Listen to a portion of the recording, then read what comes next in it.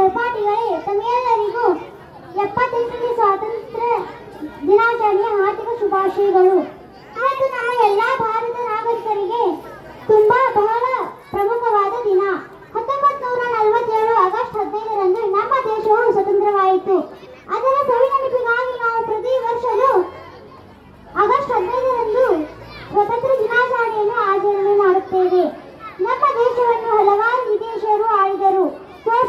ಪೋರ್ಚುಗೀಸರು, ಗ್ರೀಕರು, ಡಚ್ಚರು, ಇಂಗ್ಲಿಷರು, ಇನ್ನು ಹಲವಾರು ವಿದೇಶಿಯರು ನಮ್ಮ ದೇಶವನ್ನು ದಾಸತ್ವದಿಂದ ನರಳುವಂತೆ ಮಾಡಿದರು.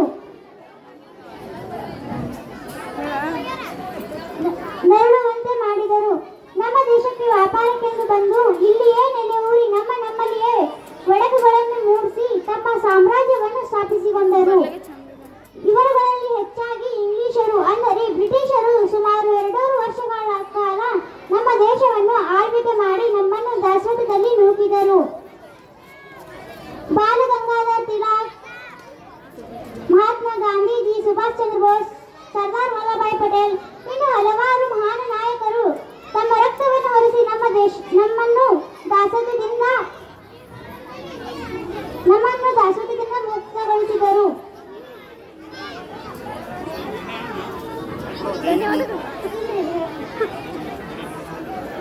ಮುಕ್ತಗೊಳಿಸಿದರು. ಸ್ವಾತಂತ್ರ್ಯಕ್ಕೆ ತಮ್ಮ ಜೀವನವನ್ನೇ ಮುಡುಪಾಗಿಟ್ಟವರಲ್ಲಿ ಬಾಲ ಗಂಗಾಧರ್ ತಿಲಕರು ಈ ಸ್ವರಾಜ್ಯವೇ ನನ್ನ ಜನ್ಮಸಿದ್ಧ ಹಕ್ಕು, ಇದನ್ನು ನಾನು ಪಡೆದೇ ತೀರುತ್ತೇನೆ ಎಂದು ಹೇಳಿದರು. ಇನ್ನು ಸುಭಾಷ್ ಚಂದ್ರ ಬೋಸ್ ಅವರು ನನಗೆ ನಿಮ್ಮ ರಕ್ತವನ್ನು ಕೊಡಿ, ನಾನು ನಿಮಗೆ ಸ್ವಾತಂತ್ರ್ಯವನ್ನು ಕೊಡುತ್ತೇನೆ ಎಂದು ಗುಡುಗಿದರು. ಇನ್ನು ಮಹಾತ್ಮ ಗಾಂಧೀಜಿಯವರು ಮಾಡಿ ಇಲ್ಲವೇ ಮಡಿ ಎಂದು ಘೋಷಿಸಿದರು.